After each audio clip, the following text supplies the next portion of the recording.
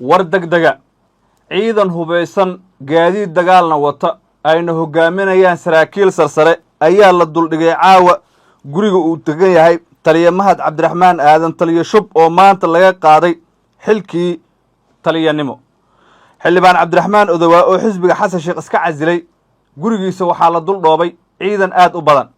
muqdisho wararka caawa ka imaanaya waa warar la yaabkooda leh lafta gareen wuxuu taageero ka helay ama taageero ayuu helay kadib tallaabo uu maanta qaaday maxay tahay tallaabadaas waa isweydiinaysaa aniga ayaa ku haya sidoo kale guddoomiyihii bakool ee koonfur galbeed wuxuu la saftay dowladda federaalk ee soomaaliya weli ula boocaa la ysugu tukubayaa oo way ishayaan madaxa soomaalida ah gaar ahaanna koonfur galbeed iyo sidoo kale dowladda federaalk ee soomaaliya waxaan il gaara ku eegaynaa caawa ciidamada la duldhigay guryaha madaxdan taliya shub maxay tahay sababta xilka looga qaaday xog hoose oo qarsoon ayaan ku hayaa caynte waxa uu sheegay in xisbiga xasan sheekh uu burburay kadib go'aankii odowaa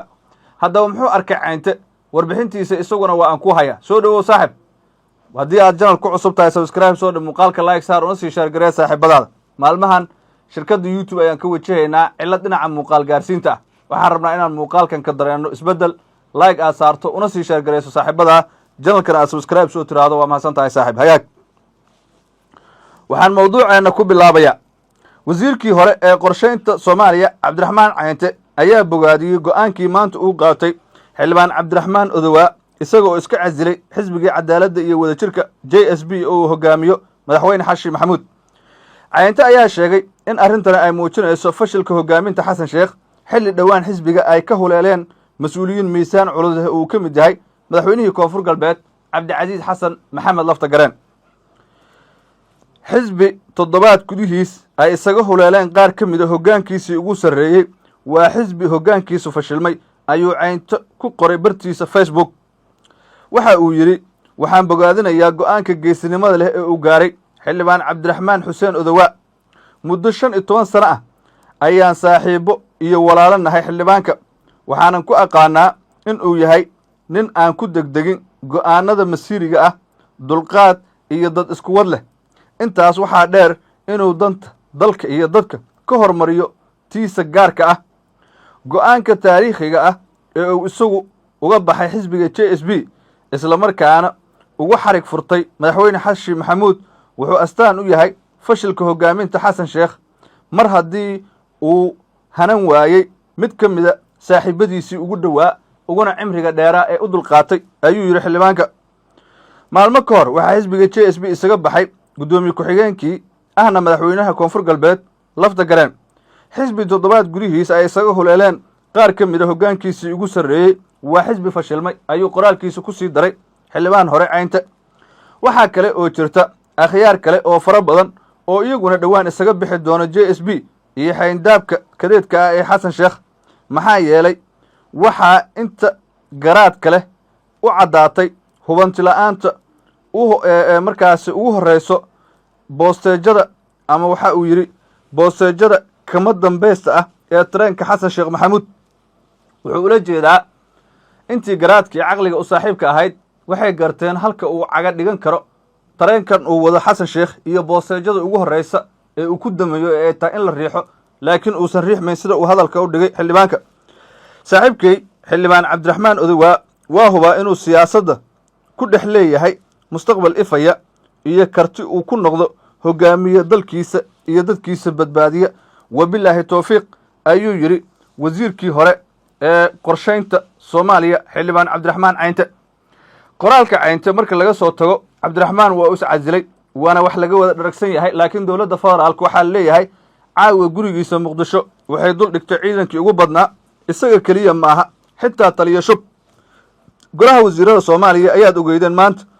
in aan kulan aan caadi ahayn oo ay yeesheen magaalada muqdisho xilkii kaga qaadeen taliya ciidanka asluubta jenaraal mahad cabdiraxmaan aadan oo loo yaqaan taliya shub islamarkaana waxay magacaabeen taliyo cusub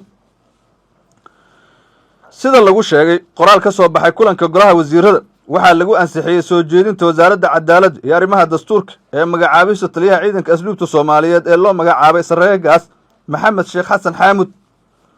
taliyaha cusub ayaa horey u soo noqday wasiir iyo taliyaha booliiska waxaana ugu dambayn lagu bedelay taliya mahad cabdiraxmaan aadan shubka kaas oo sodog u ah madaxweynaha koonfur galbeed cabdicasiis lafta gareen oo ay markaasi u dhaxdo gabadha taliyo shub waana isku olog siyaasadeed iyo saaxiibo aad isugu dhow isbedeladan ayaa la xiriiray xiisadda siyaasadeed ee lafta gareen iyo dowladda waana mid la filayey oo hadalhaynteedu maalmihii ugu dambeeyey ay suuq ku jirtay 6 habeen ilaa iyo 5 habeen ka hor ayaan halkan ku baahinay in ay qoran tahay warqadda xilka qaadista ah ee taliyo shub laakiin dad badan oo baraha bulshada ku xiran waxay u arkayeen maad iyo hadal aan markaasi rasmi ahayn ila xog ogaal ah oo noo warramay waqtigaasi waxay noo xaqiijiyeen in taliyo shub warqadiisa xilka qaadista ay qoran tahay laakiin waqtiga la shaacinayo aan si rasmi ah loo ogeyn ugu dambeynna waa ay dhacday oo maanta golaha wasiirada shir aan caadi ahayn oo ay yeesheen ayay markaasi qalinka ku duugeen in ninkan shaqada laga eriyo laguna bedelo taliyo xaamud oo horey u soo shaqeeyey dowladda Soomaaliya ayaa go'doon ku haysa maamul goboleedka koonfur galbeed waxaana inta badan xeelkii laga qaaday taliyaashii ugu dhawaa lafta gareen ama saaxiibada ay ahaayeen ee ka howlgelayay gobolada Bakool iyo Bay ee Soomaaliya ee South West sidoo kale waxaa jirtay in shalay dowladda dhexe ay maamul cusub u magacaaday degmada Waajid ee isla gobolka Bakool oo laga taageeray qorshaha federaaliga koonfur galbeed ayaa haatan wajahaysa xaalad adag oo ka dhalatay khilaafka kala dhexeeya dowladda federaaliga iyadoo weli ciidan lagu sii wado deegaanada maamulkaas taas oo sii muujinaysa xaaladda taagan isla markaana keeri karta inuu qarxa dagaal u dhexeeyo labada dhinac inkastoo ay dagaallo horeba ka dhaceen magaalooyin badan oo ay ka mid tahay Qansax Dheere Buurhakabe Baydhabo iyo Waajid si kastaba ha ahaatee xaaladda ayaa hadda u muuqata mid faraha ka sii baxaysa lamana ogo sida ay wax noqon doonaan iyo halka ay wax ku dambeyn doonaan khilaafka ugu adag wuxuu u dhexeeyaa madaxda koonfur galbeed iyo dowladda federaalka ee Soomaaliya waxaana tani ay muujinaysaa baa la yiri halkii ugu dambeysay in uu khilaafka gaaray isla markaana laga yaabo in xaaladdu noqoto mid allow sahla xog kasta oo la xiriirta wararka Soomaalida ah iyo xaqiiqadaba halkan ayaan kugu soo gudbin doonaa saaxib ka mid noqo saaxiibada nagu xiran adiga oo subscribe dhahaya barteeda YouTube sidoo kalena gambaleelkana furanaya una sii share gareynaya saaxiibadaada waa mahadsan tahay israsaasayntii halkaas ka dhacday aan rabaa inaan faahfaahin fiican ka dhiibo maadaama odayaashii halkaas marayay ay dhaheen annagaana loogu dan lahaa yaan rabaa wax runa inaan ka sheego laba carabna maliyo shalay waan hadlay laakiin Soomaalida waxay tiraahdaa hadal waa mergi oo hadba meel u jeesta ciidanka asluubtu faalan ka dhiibaya waa ka warbixinaya maadaama taliyi ciidanka asluubta ana ciidanka asluubtu waa ciidan qaranka Soomaaliyeed ayay meesha u joogaan hawshii loo idmadayna hayaan inta gooboodo ay degan yihiin hawshaasay ka wadaan uma joogaan inay qof ku dhibaateeyaan uma joogaan inay qof Soomaali ah ku dilaan muwaadin Soomaali inay ku dilaan uma joogaan darajo kastaba ha wato ama ha soo wara ama ha soo mar ama hadda ha haysta darajada inay ku dhibaateeyaan uma joogaan waxay u joogaan inay ilaaliyaan amniga qaranka iyo ummadda gaar ahaan maxkamadaha iyo maxaabiista xabsiga dhaxal lagu hayo gaar ahaan maxkamadaha iyo maxaabiista xabsiga dhaxal lagu hayo qof muwaadin ah oo target ay u yihiin oo amar ku qabaan inay dilaan ma jirto mana dhici karto ciddi tiri aniga la igu sugaayay meesha kelmadda ayada raali gelin ha ka dhiibeen waxaan leenahay waliba mas'uuliyiintii wadanka soo martay meesha ugu sareyso arrimaha ku hadlay ciidanka waa ciidankoodii raali gelin ha siiyeen ciidanka asluubta waa ciidan aan qabiil u shaqeynaynin waa ciidan aan arrimo qabiil ka qayb qaadanaynin una tagaynin kaliya ku eg ciidan qaran inay yihiin muujinayo astaanteedana wato waay taas waa shaqadii ciidanka asluubta madaxda aan raali gelinta ka rabnana ayagu ma sugaynine kelmadda ayada hadday cid u sheegtay wataas waxaan doonaynaa ciidankoodii baan nahay inay raali geliyaan ayagaan nabadgelyadooda ilaalinayna ummadda nabadgelyadeeda ilaalinayna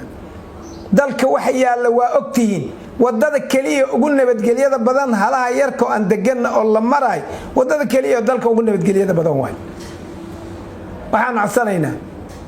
annagana inaysan dacayadeynin waxaan ahayn ay nagu sheegin askartoodii baan nahay ayagaan ilaalinaynaa waxaan codsanaynaa cid meesha maraysa inay isheegto la hubsado cid kasto maraysa noocu yahay in la hubsado ayay meesha u joogtaa askarta adawga dalka joogayna ku jira oo dhibaatada maalin walba ka wado argagixisada alqaacidada al-shabaab ayayna ilaalinayaan oo ummadda ka ilaalinayaan xafiisyada dawladda ka ilaalinayaan maahane ma ilaalinayaan nin Soomaali oo wadadiisa iska hay inay dhibaateeyaan uma joogan midaan hal la qaato runtii tan way hadalka runtiisi waa tan haddaan run la sheegin beena qarsanay Soomaalidu tiraahdo siday wax u dhaceen aan ku daraaya gaariga Cabdibilaha maray askarta waxay ahayd inuu istaago oo yiraahdo madaxweynihii hore Xasan Sheekh Maxamuud aan wadnaa askarta jidkay u furi lahayd waa la soo dhaweyn lahaa ma dhihina gaariga waa gudbay distan dheer baa u dhaxeeyay markuu gudbay waxay joojiyeen gaarigii dambe si ay u hubsadaan baabuurkii gudbay dib u rasaas u soo riday u soo xabaday kaamira jirta umad badan joogtay magaalo weeye wax cad waaye waxa aniga sheegay dhibaatada Cabdibilaha sameeyay wuxuu bedeli gaaray ninkuu waardiyeynay hadii cid xabad kugu soo rido waxay taadan ogay oo xabad kugu soo rido adna xabad haysatid faataxa lama aqrinaya xabada loogu jawaaba arrinka sidaas ay ku dhacday xabadu ma ahan inay asluub bilowday ma ahan inay cid ku qaldantay gaarigay joojiyeen Cabdibiluhu inuu istaago sheegay ahayd ay dhahaan mas'uulkaasaan wadnaa haddaba jidku maray waa loo furay abeerta waa la soo dhaweey sidii madaxweyne asigoo ah hadan yaa gacmo loo lulay oo jidka ku maray marka kalena haday sheegi lahaayeen saas u maray habeenii maalin way maraan madax ummadda mas'uuliyiinta siyaasiyiinta ayna ka masuugin askariga jidka taagan inay isu sheegaan ayna ka masuugin oo ay isku dayeen inay xoog ku maraan waraday nabadgelyadaada ilaalinayaan